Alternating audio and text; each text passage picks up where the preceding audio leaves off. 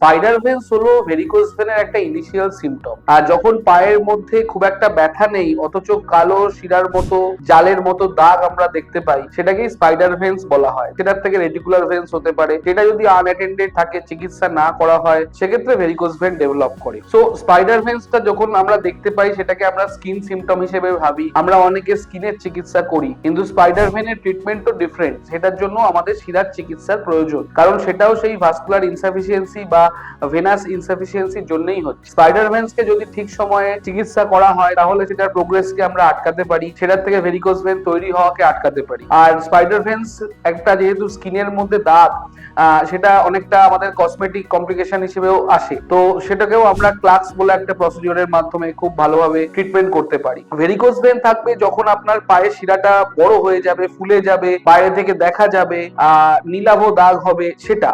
আর যদি কেবলমাত্র পেনের কালির মতো জালের মতো দাগ থাকে, তাকেই বলা হয় স্পাইডার ভেন। স্পাইডার ভেন্সটা আমরা আরো আগে দেখতে পাবো ভেরিকোজ ভেন হওয়ার। আরেকটা জিনিস, ডেমোগ্রাফিক্যালি স্পাইডার ভেন্স দেখা যায় মহিলাদের ক্ষেত্রেই বেশি। মহিলাদের ক্ষেত্রে হাঁটুর নিচে বা বেশিরভাগ ক্ষেত্রে হাঁটুর ওপরে বেশ খানিকটা জায়গায় কালো জালের মতো দাগ, বা পায়ের পেছন দিকে বা হাঁটুর পেছন দিকে জালের মতো দাগ দেখতে পাওয়া যায়। This is the spider. এটা যদি আপনার থাকে তাহলে তার প্রপার চিকিৎসার প্রয়োজন আছে।